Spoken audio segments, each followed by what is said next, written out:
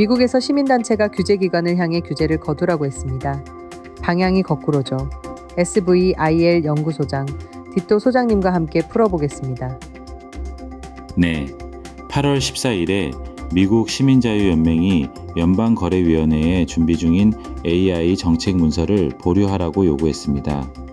이유가 흥미로운데요. 이 문서가 표현의 자유를 침해한다는 거예요. AI 규제 논쟁이 안전이나 저작권이 아니라 표현의 자유를 축으로 벌어지고 있습니다. 도움이 되실 것 같으면 구독 눌러두세요. 시민단체가 규제를 반대하는 게 흔한 일인가요? 드뭅니다. 보통은 더 강하게 규제하라고 요구하죠. 그런데 이번엔 미국 시민자유연맹, 전자프런티어 재단, 퍼블릭 놀리지 같은 곳들이 연방거래위원회를 향해 제안한 정책을 거두라고 했어요. 규제 완화를 원해서가 아닙니다. 이들이 보기에 이 정책은 AI 기업을 규율하는 게 아니라 기업이 무엇을 말하게 할지 정부가 정하는 결과를 낳기 때문이에요. 미국 시민자유연맹이 낸 요구는 정확히 뭐였나요? 8월 14일에 제안된 정책 성명을 보류하라고 했습니다. 핵심 논거는 이 문서가 수정헌법 제1조에 위배된다는 거예요. 구체적으로는 이 문서가 주 법에 시민권 보호 조항을 두고 AI 모델한테 이념적 목적으로 허위 결과를 만들어내도록 강요한다고 잘못 적었다는 지적입니다. 문제가 된 문서는 어떤 건가요? 연방거래위원회의 인공지능 시스템의 정확성 억제에 관한 정책 성명입니다. 이름이 낯선데 요지는 간단해요. AI 기업이 자기 시스템의 출력을 공개하지 않은 목적으로 왜곡하면 그게 소비자를 속이는 일이 될 수 있다는 겁니다. 언제 나온 문서죠? 연방거래위원회가 2026년 7월 1일에 제안했고 연방관보에는 7월 7일에 실렸습니다. 공개 의견 접수는 7월 31일까지였어요. 마감 직후인 8월 3일에 전자프런티어 재단, 퍼블릭 놀리지, 미래를 위한 투쟁, 그리고 민주주의 기술센터가 각각 정식 의견을 냈고 반대가 8월 중순까지 이어지고 있습니다. 연방거래위원회가 스스로 시작한 일인가요? 아니에요. 2025년 12월 11일에 서명된 행정명령 14365호가 이런 집행 정책 성명을 내라고 지시했습니다. 취지는 연방거래위원회법 제5조가 AI 모델에 어떻게 적용되는지 명확히 하라는 거였고, 특히 AI의 정확한 출력을 바꾸도록 요구하는 주법이 연방법과 어떻게 충돌하는지 다루라고 했어요. 출발 전부터 주법과의 충돌이 목표에 들어 있었던 거예요. 연방거래위원회법 제5조는 뭘 금지하나요? 불공정하거나 기만적인 행위를 금지합니다. 광고에서 없는 효능을 있다고 하거나 중요한 조건을 숨기는 게 전형적인 대상이에요. 이번 정책 성명은 이 오래된 조항을 AI 출력에 끌어옵니다. AI가 어떻게 조정됐는지 충분히 알리지 않고 소비자에게 주면 기만이 될 수 있다는 논리예요. 출력 조종이라는 말이 나오던데요. 정책 성명의 핵심 용어입니다. 모델이 특정 방향의 답을 내도록 개발사가 손대는 행위 전반을 가리켜요. 문제는 이 개념이 너무 넓다는 겁니다. 혐오 표현을 걸러내는 것도, 의료 조언에 경고를 붙이는 것도, 민감한 질문에 신중하게 답하도록 맞추는 것도 기술적으로는 전부 같은 작업이거든요. 그럼 판단 기준은 뭐가 되나요? 소비자의 기대입니다.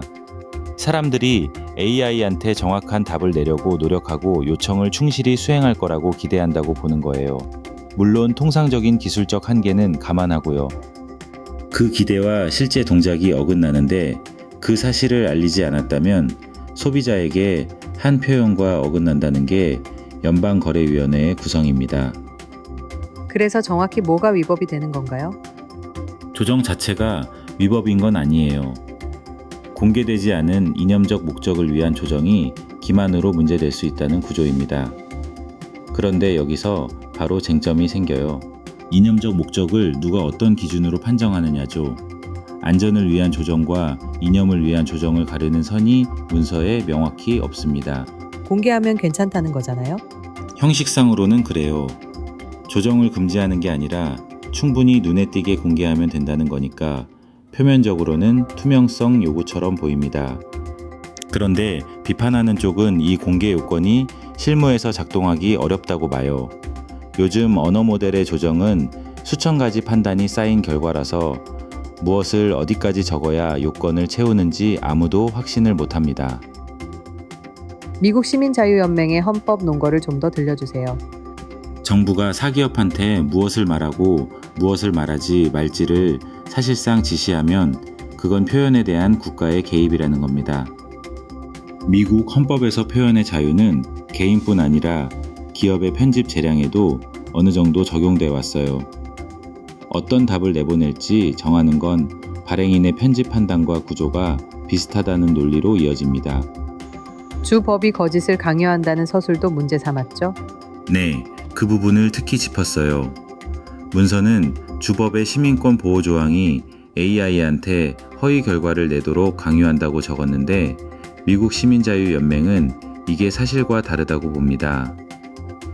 차별을 금지하는 법은 거짓을 말하라는 요구가 아니라 특정 방식의 해악을 피하라는 요구라는 거죠. 이 서술을 전제로 정책이 세워졌으니 결론까지 같이 흔들린다는 구성이에요. 다른 단체들도 같은 요구를 했나요? 전자프론티어 재단은 퍼블릭 놀리지, 미래를 위한 투쟁과 공동으로 민주주의 기술센터는 따로 8월 3일에 의견을 냈습니다. 요구는 같았어요. 죄안을 철회하라는 겁니다. 전자프론티어 재단은 이 제안이 연방정부 내 워크 AI 방지 행정명령을 직접 참조하며 그 위에 세워졌다는 점을 짚고 AI 기업이 특정 이념에 맞게 모델을 고치도록 압박하려는 시도라고 규정했어요. 기술적으로 가장 첨예한 쟁점은 뭔가요? 안전 튜닝이 기만이 되느냐입니다. 반대하는 쪽은 이 제안이 표준적인 안전 작업을, 그러니까 해악을 막는 필터를 만드는 엔지니어링을 소비자 기만 책임에 노출시킨다고 봐요. 모든 상용 언어 모델은 안전 튜닝을 거칩니다. 폭발물 제조법을 안 알려주고 자해를 부추기지 않도록 맞추죠. 이게 미공개 출력 조종으로 해석될 여지가 있다면 안전 작업을 할수록 법적 위험이 커지는 구조가 돼요. 기술적 허구라는 표현도 나오던데요. 이견서들이 공통으로 쓴 말이에요. 조정되지 않은 순수한 정확한 출력이라는 게 있다고 전제하는데 그런 상태는 없다는 뜻입니다. 언어 모델의 출력은 학습 데이터 선택, 사후 훈련, 평가 기준 같은 수많은 선택의 결과거든요. 기준선이 되는 조정 없는 모델이 애초에 없으니 무엇을 기준으로 억제를 판정할지가 안 정해집니다. 주 법무장관들도 반대에 나섰다고요? 같은 날 캘리포니아, 콜로라도를 포함해 20곳이 넘는 주의 법무장관이 연합 의견서를 냈습니다. 시민단체와는 각도가 달라요. 이들의 문제의식은 연방과 주의 권한 배분입니다. 이 정책이 주가 AI를 규율할 권한을 사실상 무력화한다는 거예요. 기업 입장에서는 어떤 상황이 되나요? 양쪽에서 동시에 책임을 지는 상황이 생깁니다. 일리노이, 캘리포니아, 코네티컷 같은 주의 차별금지법은 AI 출력이 고용이나 대출에서 차별적 결과를 내면 주 차원의 책임을 지웁니다. 그런데 그 차별을 피하려고 시스템을 조정하면 충분한 공개 없이는 연방 차원의 책임을 지게 돼요. 그럼 어느 쪽을 골라도 위험하네요. 맞습니다. 차별적 결과를 내거나 조정했다는 사실을 아주 상세히 공개하거나 둘 중 하나를 골라야 해요. 어느 쪽도 안전하지 않죠. 법무장관들의 표현을 빌리면 주법과 연방법 준수 사이에서 하나를 고르라는 불가능한 위치에 기업을 놓는 겁니다. 이 정책의 법적 기반은 뭔가요? 선점 이론입니다. 그 중에서도 묵시적 장애 선점인데 주법이 연방 규제 체계와 충돌하니까 밀려난다는 논리예요. 문제는 이 법리가 원래부터 불안정한 축에 속한다는 겁니다. 연방법에 주법을 배제한다고 적혀있는 명시적 선점과 달리 장애 선점은 법원이 입법 목적을 추정해 판단하니까 예측이 어려워요.